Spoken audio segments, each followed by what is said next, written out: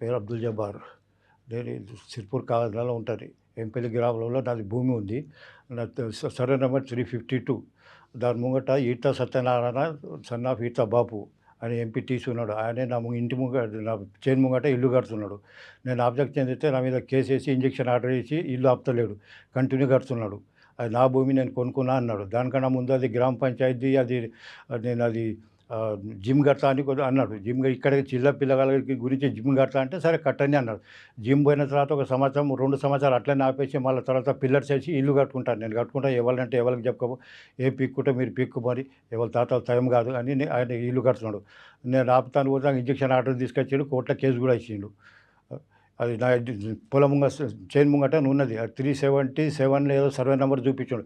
అక్కడ దానికన్నా ముందు వచ్చి ఎంసీ భూమి కొలితే అక్కడ స్థలం గవర్నమెంట్ స్థలమే లేదు. అక్కడ ముంగట గవర్నమెంట్ స్థలం ఉంది. అది నాకు కొంచెం వస్తుంది, అది పీడబ్ల్యూడీకి రోడ్కు ఉన్నది స్థలం అది.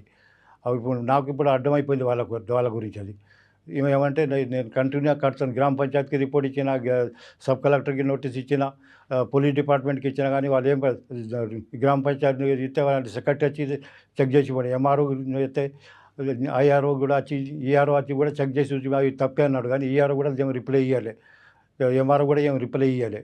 ఇక అట్లనే పెండింగ్ ఉన్నది. అయితే నాకైతే నా మీద అయితే కేసు వేసిండు. ఈ భూమి మీద అయితే మళ్ళీ కంటిన్యూ ఇప్పుడు ఫస్ట్ ఫ్లోర్ వేసిండు, సెకండ్ ఫ్లోర్ పని నడుతుంది ఇప్పుడు అక్కడ. ఇప్పుడు దయచేసి ఇప్పుడు నాకు ఏదైనా న్యాయం చేయాలి. ఇప్పుడు నాకు ఎందుకు రోడ్కి నా పొలంకి అడ్డం ఉంది చేయను అది ఇల్లు. పక్కన ఫారెస్ట్ ఇల్లు. ఇంకోటి నా చేను ముంగట అది గవర్నమెంట్ స్థలం ఉన్న లక్షల గవర్నమెంట్ స్థలం లేదు. 352 సర్వే నెంబర్ రోడ్ దాకా నా భూమి ఉంది.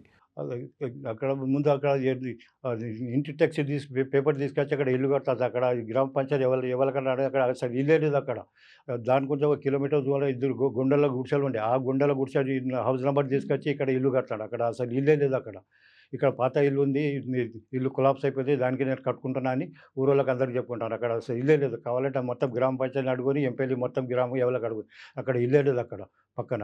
అది మొత్తం 4 ఎకరాలు 4 ఎకరాల స్థలం. దాంట్లో ముగ్గురం ఉన్నాం. అక్కడ ముగ్గురం దాంట్లో నేను ఎకరం తీసుకున్నా, పక్కన బాలయ్య పటారి కొడుకు ఒక ఎకరం తీసుకున్నారు, సోమ్య ఎకరం తీసుకున్నారంట.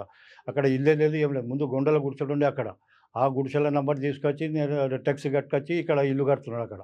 అక్కడ ఇల్లే లేదు అక్కడ. ఎవరికి కావాలంటే గ్రామ పంచాయతీ ఎవరికైనా కనుక్కొని అక్కడ ఇల్లు ఉన్నదా అంటే సరే, ఇల్లే లేదు అక్కడ.